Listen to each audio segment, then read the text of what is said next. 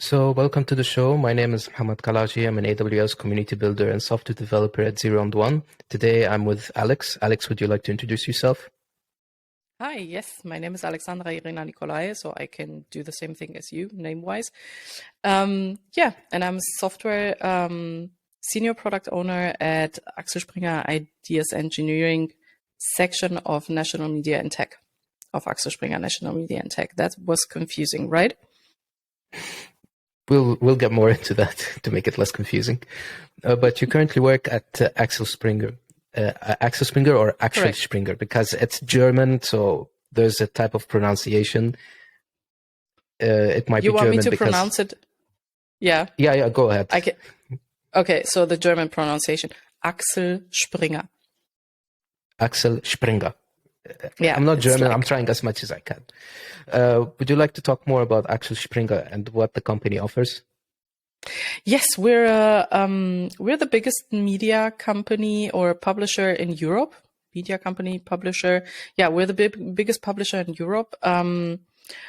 We have like Bild and Welt, the biggest in Germany newspapers, and yeah, what else? You might know Politico from the United States. You might know other publications from Europe as well, but not also that. We also have real estate and real estate companies. And now I have to really think about how we call that in English as well. So real estate, and we do have, come on. Classifieds. The word was classifieds as well. Yeah. So it's So my husband much is more. the souffleuse. So the company is much more than just a media company, if we want to say. Yes, it is. It's also, it's the focus is journalistic work, editorial work, but we also combine everything basically information-wise that you need throughout the day, throughout your life. So if you need a job, you can go to Stepstone and find a job with Stepstone, which is part of Axel Springer. If you need housing, if you need a flat, then you go to one of the real estate companies with Axel Springer. And if you need news and information, then obviously you come to the news outlets. So you currently work as a senior product owner at Axel Springer. What is the role of a product owner, and what should I expect when someone introduced me to this role? Usually, when you are introduced to a product owner, you get to know the head of the product, basically the CEO of the product that he or she is dealing with, and with them tagging along is and should be usually a whole software development team. So ideally, someone who works on the product to kind of bring it to life, optimize it, maintain it, further develop it, feature requests, and so on and so forth.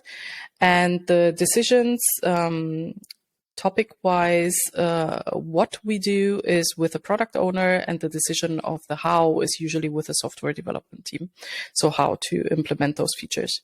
That's just, like software development with product owners in a nutshell. Usually, let's say if I'm working with a product owner, they're usually, let's say, like a Scrum Master. And then the contact would be from the product owner, the Scrum Master, and the developer. That's what I'm used to. As in a sense, if you're working in a Scrum way, some other companies might just have a product owner and work with software developers directly. Yeah, Scrum Master is obviously a role that is required if you work in a Scrum framework or with the Scrum framework with software development teams. Each team decides with us at Axel Springer how they want to work, whether they want to use Kanban, whether they don't want to use any agile framework at all, which would be something somewhat surprising because we're using the agile frameworks all over the place at Axel Springer. But not every team has a classic, what you call or what is usually known as a Scrum Master, because not everyone is using Scrum. We do have agile coaches though with the teams very often. So a Scrum Master, from my perspective and from my previous jobs, usually takes out all of the impediments and kind of oversees the process itself. But the how and the what belongs to the team itself. The Scrum Master is usually someone that is tagging along with the team, but is not really part of the team. He could be part of many teams or tagging along with a lot of teams. So before we dive deep into product ownership questions, there's something I want to discuss about, and it's something that you studied history and English, along with the fact that you were on the path of becoming a high school teacher. Then you did a major shift in your career where you decided that academia is no longer for you, and you decided to do something as a change. What made you shift towards this, and would you like to talk more about this? Actually, yes. So yeah, I studied history and English because honestly, I needed something after school, and law was back then, or the university that I would have had attended for law was just too far away. I didn't want to bother with infrastructure and getting over there. And then I kind of stuck with history and English, and I liked history and English. I needed a second major. So what else than English? German? No, English. And then eventually I established right in the beginning of starting the whole program that I don't want to become a teacher, but then you kind of stick with it. Why? Because I'm not good enough to become a developer in mathematics, to be precise. And so I didn't have the guts to go into everything that was tech back then. I finished university to be a teacher, but meanwhile I worked every kind of student job that you can imagine, from working at the gas station up until working with parliament members. I did practically every job that there is in Berlin, and I ended up doing jobs and when working also for homework in university that are very tech related, because tech gave me the opportunity to be lazy. So automating things is a thing, even for people that do not have the skills to do that themselves. Luckily, I had back then my boyfriend at my side who helped me automate things for homework that I had to do for university, for the papers, but also in my jobs as a working student. And so I learned that results are being very fastly received and visible if you do it with tech. And so I got hungry to go more into tech because it's easier to achieve changes and to achieve outcomes than with people when you go to school or when you are a teacher. Usually changing a kid from hating history to loving history takes up some time, energy, and so much more than building a software development, whatever product. I feel you on this one, actually. I started to like history when I started reading books when I got older, but I used to hate the class when I was in school. So I kind of feel you on this one. But I entered into the software development field, and I understand the full cycle that it makes you lazy. You reach the position, you just write the exact same thing all over again. You automate things. It's like now I have a script that runs a script that automates, let's say, something for me, and it's very straightforward. But I chose computer science not because it's lazy. It's just because I had this like natural gift of writing code at a very young age. So at 6 years old, there's this Windows 95 and 98, and the first introduction with Windows XP, if you know them. So they start to give us a computer class at school, and they just put me a computer, and I started to teach us how to write code. And everyone in class was like having problems. All of a sudden, it's like second nature for me. And all my teachers were like, oh, you should do something related to this. At 14, I started competitive programming. So I started to actually write code in competitions. And then 17, I started professionally to work. So it wasn't something that's lazy. But you do sit on a chair every single day and you start writing code.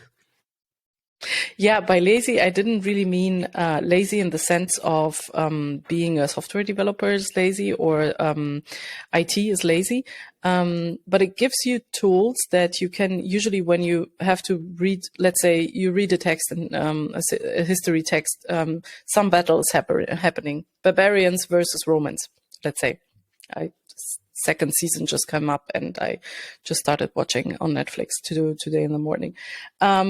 You really have to understand, if you read it in Latin, who fights who and who's the winner. And that's, you don't reread it and reread it and reread it because that's boring. But usually when you do that, when you try to solve that problem with tech, you kind of automate it. And that's the easy part. But how do you make a pupil, how do you make a student kid, a teenager specifically, with all of those hormones going on, and how do you make them reread this text up until they understood in Latin specifically which army actually won? Because this is how I fucked up my Latin exam. Sorry. No, it's fine. I kind of, yeah, so I didn't pass because in the end, I didn't manage to distinguish in between the two armies and to tell them actually what was the outcome of it, because I was too lazy to go deeper and deeper and deeper into understanding which part actually won, you know? And yep. With tech, it was way easier. You write something, you display it, people are in awe because it's so amazing what you built over there, what you did over there. And that was so much easier to get outcomes in comparison to not having tech at hand. So I do, and specifically because I'm lazy, I didn't go into tech myself, studying something like a tech program, because I knew that I wouldn't be able to finish it. But yeah, nowadays there are YouTube tutorials, and yes, I do know Windows 95. I started with Windows 3.1 back then, so way back. I'm old, and so that was the fun part.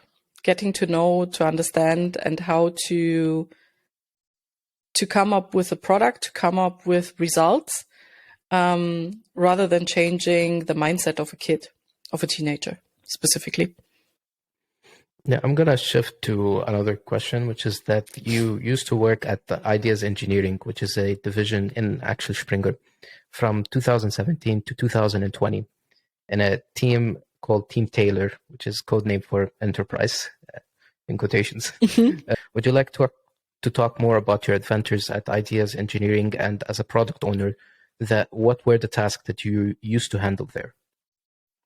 Right. So Ideas Engineering, as a subsidiary of the Axel Springer IT, was a division, I have to say, because nowadays we kind of integrated with Axel Springer National Media and Tech. So we're still Ideas Engineering, but not as an independent subsidiary anymore, or an independent GmbH, as we say in German, anymore. My team and I, we were working on different kind of products, mostly for the editorial companies of Axel Springer. So let's say, for instance, we had a product called Newsfinder, something that the editors could open up every morning and get a big overview about what was happening outside, outside of Axel Springer, and specifically, rather than go to this publication and that publication and the checking every website there is, have it everything in one dashboard, and changing that dashboard with regard to whether today you have to write an article for sports, or you focus today as an editor on sports, or if you have today's focus is on, let's say, everything that is economy news related. And so you would come in, open up the dashboard, and it would tell you everything economy related, and specifically searching for certain keywords that you know are very important. That was one of the products that we built up together with one of our brands, Build, which is, I think, still the most bought newspaper in Germany at this point, if I'm not completely wrong. and many others as well, but that would kind of probably bore you out if I tell you all of the projects and all of the products that we maintained with Team Taylor. Why Team Taylor and why Team Enterprise? Beforehand, it was like because the name is also, maybe you know that from your personal experience. Usually, when you have this team and they call themselves Enterprise, it was in the beginning because it was enterprise software, so software for our own colleagues, basically. And then we thought we need a change, and it became Team Taylor because we did tailored software for our colleagues. I actually thought this because of Wiz Khalifa's Taylor Gang kind of reference, but I didn't expect it to be like it's a tailored software, so we'd go with Team Taylor. Or I thought that some person was like, he likes Taylor. I thought some guy was like, he liked Taylor Swift there and decided to name it exactly the same. It's like, okay, Team Taylor, that's it. I'm gonna ask them because next week I think next week on the 31st we have our 10-year anniversary, and they will be back, or some of them will be back, and I'm gonna ask them if any of them is a Taylor Swift fan. But no, it was more like, I thought, you know, like tailored software, haute couture, and I didn't get them to sign up for haute couture, so it had to be like the tailors. So at Ideas Engineering, each employee has like 3 hours per week to think of an idea and take like 1 week to work on a prototype. I get the idea is that the employee might have like, let's say, like a good idea becomes like a workable service. But does offering an employee this amount of time to think and come up with a prototype is good enough to produce reasonable work? Yeah, I think that might be not a mix-up, but a very, like, when you put that in one sentence, everyone has like those 3 hours. It kind of mixes up with the concepts of what we're doing. So what we did is at Ideas Engineering, because this was supposed to be also is the innovation hub, basically, of Axel Springer. Can I say that out loud? We consider ourselves the innovation hub of Axel Springer. That might be something else when talking to other colleagues, but we see ourselves as the ones who come up with new things.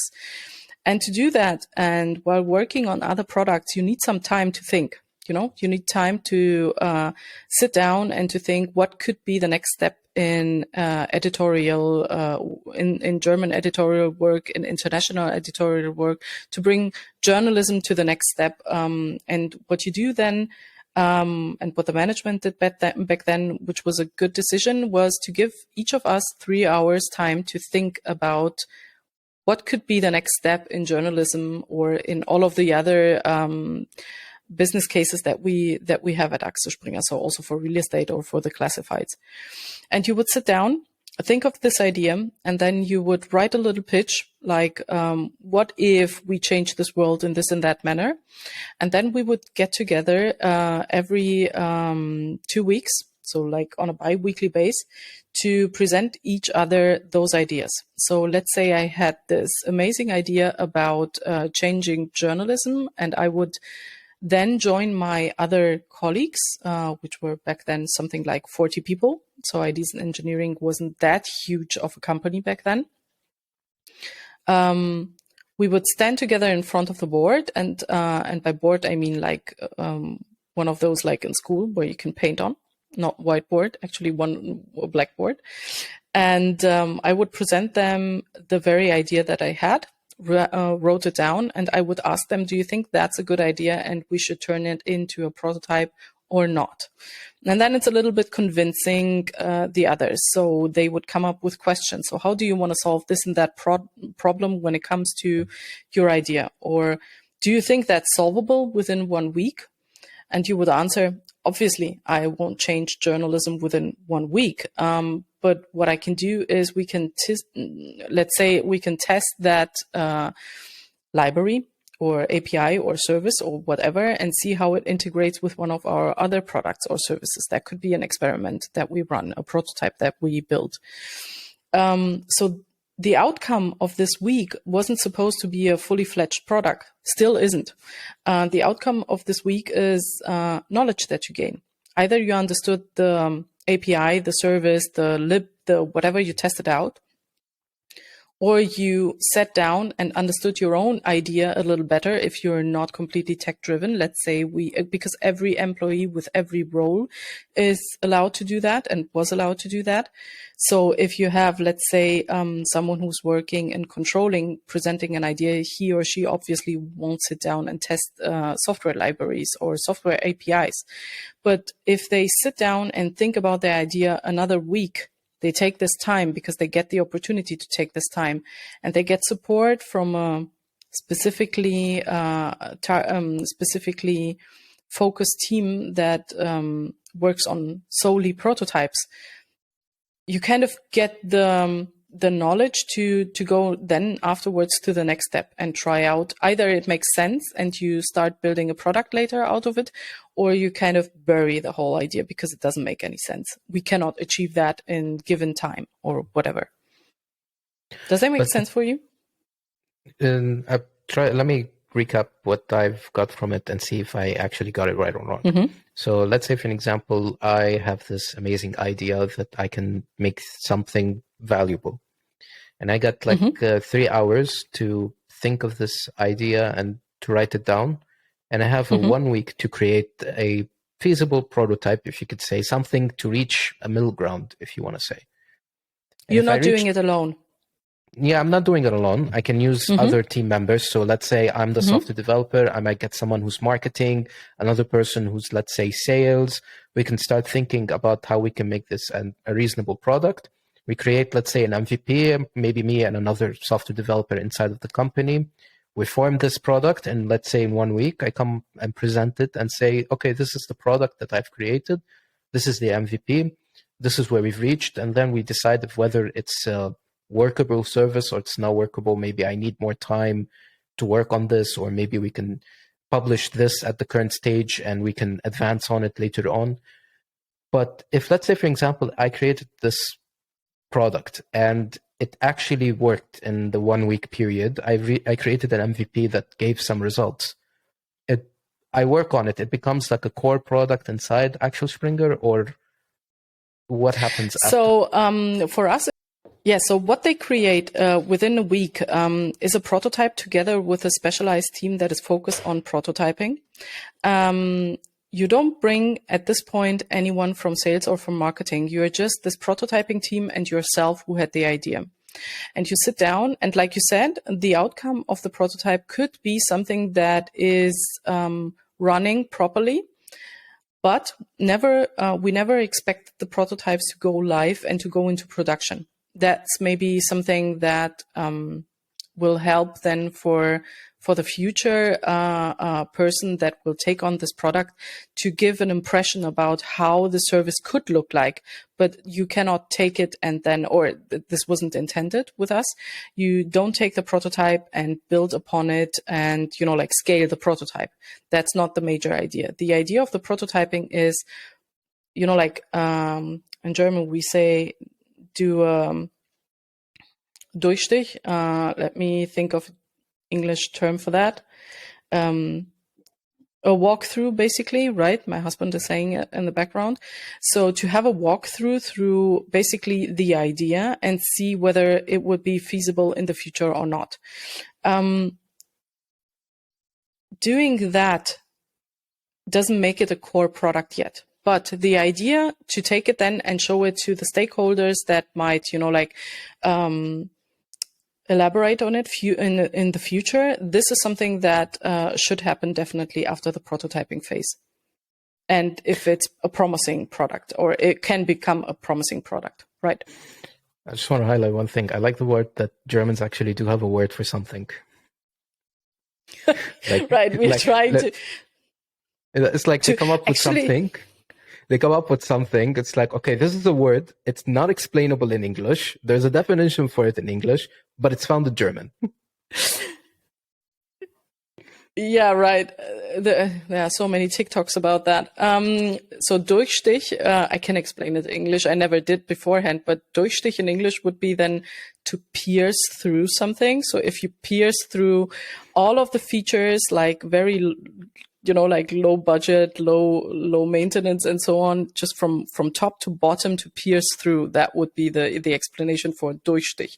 So if you imagine a knife piercing through a cake, and then you kind of understood whether the cake is a good cake or not, and the cake is a lie. The cake is a lie. Oh, it's a poor reference. But I like the part that it's all of it in just one German word, and you have to explain it in a paragraph in English.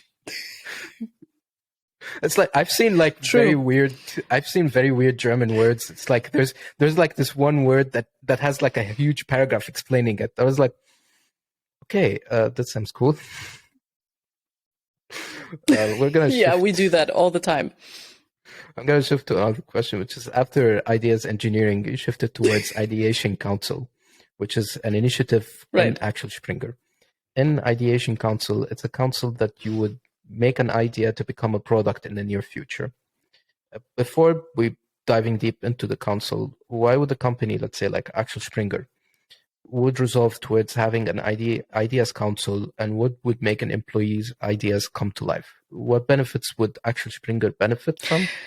Like what it's like becomes an internal product or becomes an external service that is sponsored, let's say, by Axel Springer. You can pitch on to this. That's actually a good question, because it's not that far away from the prototyping that we did at Ideas Engineering beforehand. So this is where the whole idea of the Ideation Council actually comes from. We had this, what we called in the past, Innovation Council, where we stood in front of the blackboard and pitching each other ideas. And then we would say, let's build it or let's not build it out as a prototype. But we were very limited in getting feedback from others, from the bigger company, from the bigger corporation, basically. Because since we were, a small subsidiary with only 40 people, and this is a very large company, we didn't get people too interested in joining us in front of the blackboard and giving us feedback. Like let's say, if the editorial teams would join in and my idea would be valued completely different by the editorial teams who work every day than with their software developers, than with my direct peers.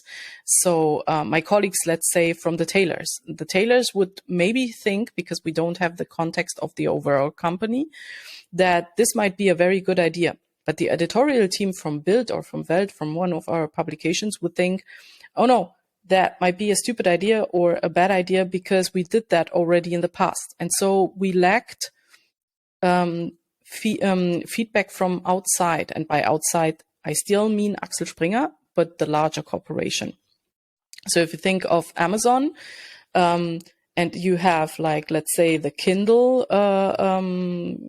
colleagues, everyone who's working with Kindle, and you pitch something like, let's say, also tech Kindle related, everyone within the Kindle team might say it's a good idea, but Amazon overall would tell you, yeah, but that won't sell because this and that.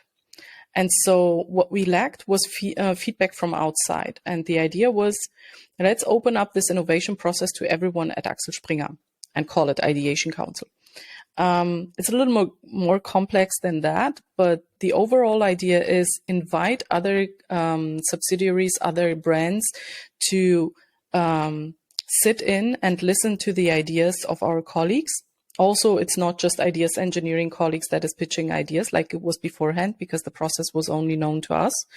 But we have from other subsidiaries and other brands coming people in and pitching ideas, not even necessarily for their own brand, but for other brands. Because if you work for Amazon Kindle, but you have an idea for Amazon Fire Tablet, why not pitch this Amazon Fire Tablet idea to, have better products than in the end with Amazon, if we take the Amazon example? Or if, as soon as you take off and now again, German, no, forget it. As soon as you try to not focus solely on your own products and on your own group and peer group, and you try to overcome that, you get even more ideas to the table and even more valuable ideas to the table than just narrowing your universe down to your peers. And this is what we did. We opened up this whole narrow universe of ideas engineering into whole Axel Springer and give every employee at Axel Springer basically the opportunity to do what we did beforehand. The value is finally people are being heard more than before. Also, they are being heard cross-brand and cross-skill and cross-functional as well, because everyone from controller to feel-good manager to whatever role you have can be listened to. Usually when you have people pitching ideas, it's very often either the product owner or the software developer pitching an idea then to his own team or to, let's say, his or her line manager, or even higher, let's say the board or whatever. But very seldomly you get, when you don't have a structured process, you have people from, let's say, the lawyers pitching an idea about software or about an optimization. You have lots of lawyers in the companies. They have ideas too. You will be able to get more valuable ideas, and also Axel Springer will have more valuable ideas brought to the table, because this initiative is something that we promote throughout the company. We teach people how to pitch. So it's not every person has a talent, like a God-given talent or like by birthright to pitch in front of an audience. So what we do is also we take them by hand, sit together with them, teach them what a good pitch actually is, how they can ease themselves into this whole situation to be valued, their idea, to have their idea valued by other people from the company, sometimes even management, because not everyone is born to be someone who pitches. And so we teach them. We also look into the business cases themselves and to their ideas themselves and try to help them narrow it down, make it more specific, not just pitch the usual, oh, let's build Facebook. And then you ask yourself, what does he want to build actually? Is it the thumb? Is it the feed? Does he want to have basically the address book? What is it that he pitches out of Facebook if he pitches something like that? So be more specific and teach them, and this is the value of this initiative to Axel Springer and the benefit. People will be able to verbalize their idea much better in the future than they did in the past, because we teach them how to.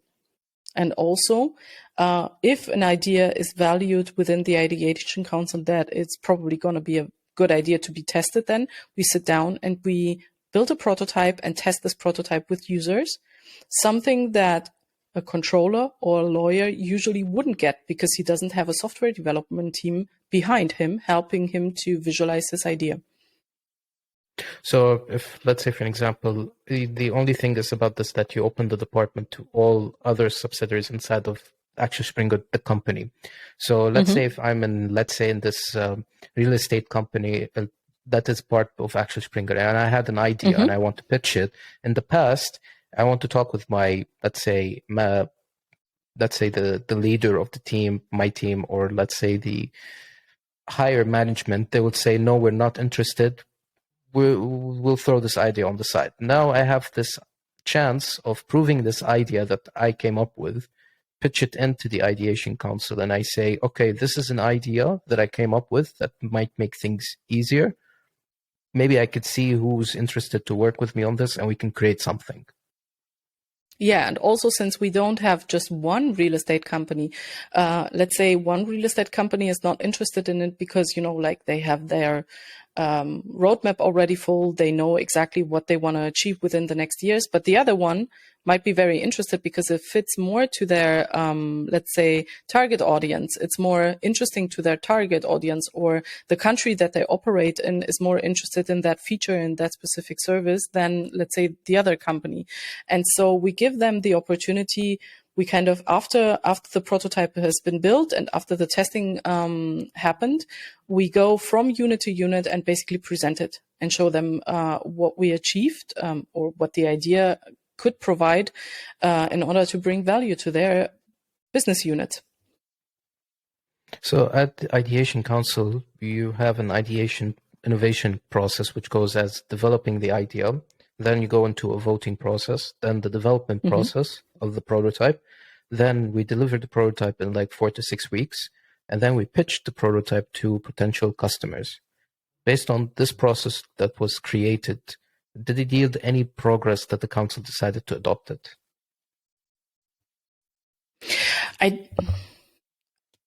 Did it yield? Could you explain that a little better? I didn't really get it, even in the preparation. I didn't. Yeah, so as in like yielding the value, it's like have we decided to, let's say for an example, I've decided to adopt this plan and we're going to give it like a test drive. And if this test drive worked out, then this is the plan that we're going to move in for a long time. So the ideation council decided, okay, this is the plan that we're going to work with and we're going to try it. And usually when you try it and it gets adopted, that means it's a workable process that does bring any kind of value rather than just being an assumption. That's the idea of yielding. Okay, yeah. So it works to the point that we can prove that the ideas have a value then to other subsidiaries of Axel Springer. So we did that already. We have proven that the process works. To be honest, what we also have is we have a kind of fatigue with the colleagues because we started in 2021 with the whole process. So in the midst of Corona and doing everything digitally. And at this point, we have a kind of, I would say, fatigue for people to log in, tell you their idea, and then, like work and go deeper into the process. What we learned so far is that rather than waiting for the people just to give us an idea, we do go out and ask them for problems. So you don't have this specific idea because you're worn out. Corona worn you out. You're bored and sitting within the next call and so on and so forth. And even if we go nowadays back to the office every now and then, not as much as beforehand, it's still, you don't have as many human interactions and before, and you usually need human interaction to come up with new ideas because it's helping you to discuss, and so we ask them for problems to fill up the funnel basically with new ideas. So we adjust the process when we see that there is an impediment, whether it is in the beginning of the funnel to get ideas or in the end to come up with new prototypes or to come and see whether we can test those prototypes, we kind of adjust the process.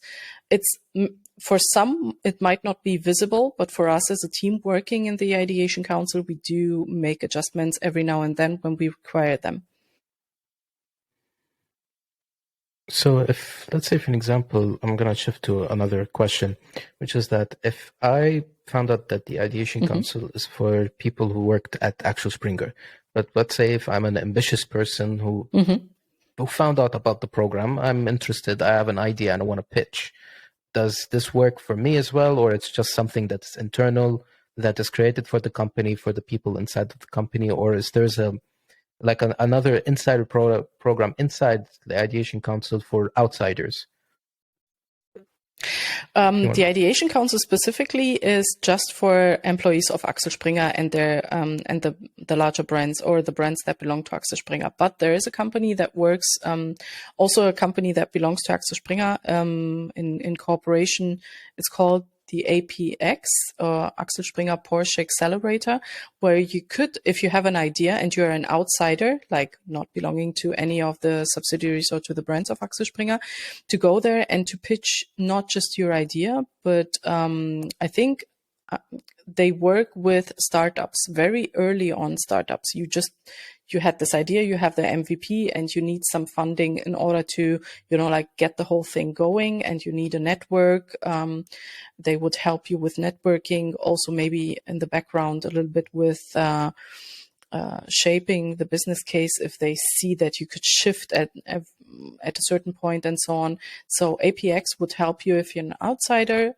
Axel Springer Ideation Council helps you if you're an insider. So I'm going to ask like a general question here, which is that assuming the fact that I want and created a prototype to an idea, a good portion of those ideas might be worth investing more in. And there are ideas that are like meh, we've seen this sounds good on paper, but it doesn't scale, or we didn't get the expectation. Let's say the idea is great, but it didn't give us the results that we had in mind. When we say that an idea didn't perform well, it's due to the fact that the prototype wasn't finished on time, or there's a list of functionalities that I would expect them to be present, but they weren't, or they didn't give like a decent presentation. Like, is there like a criteria to check if there's an idea worth investing more time into? Like, I've seen ideas, they get funded for it, and there are ideas that they need a little bit more time to actually mature and give you the actual results they want. Yeah.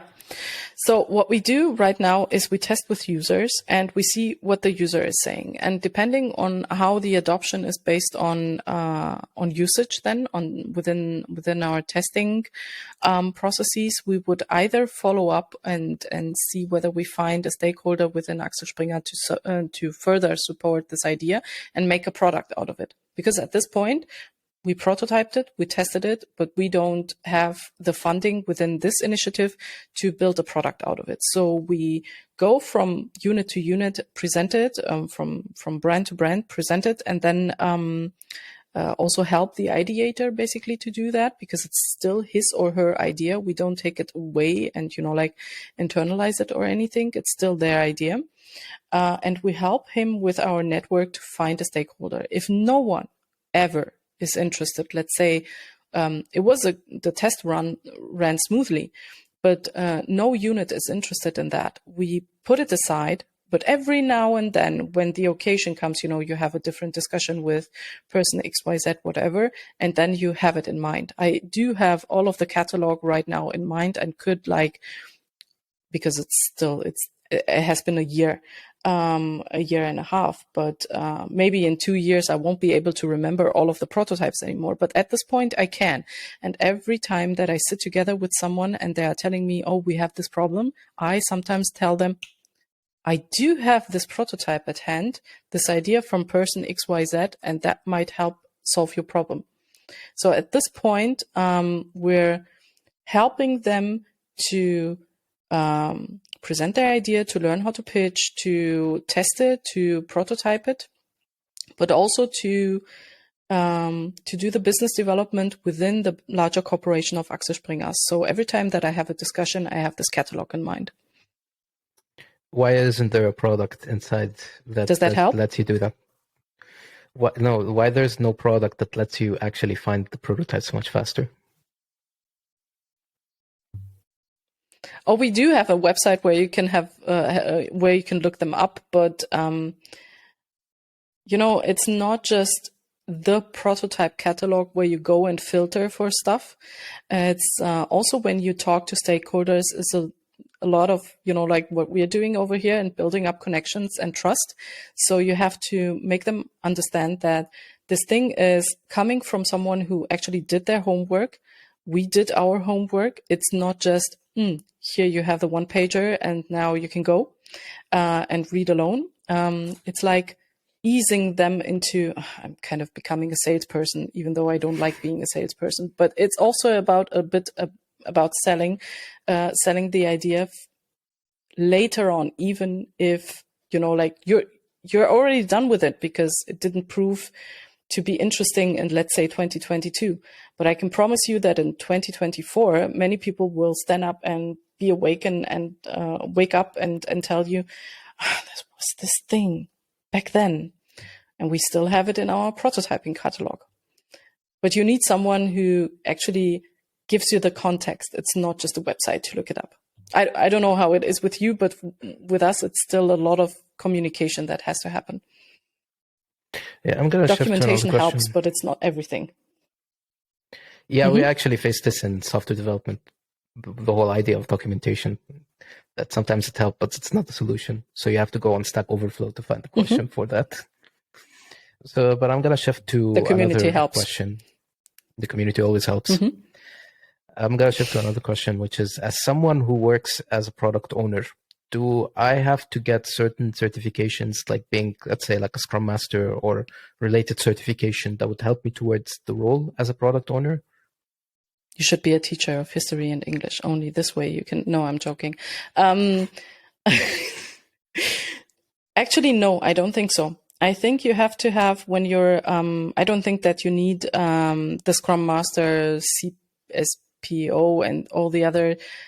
Those certificates help to understand the topic, but nothing, not even reading, kind of substitutes for working with a team and understanding what the team requires in order to build a product.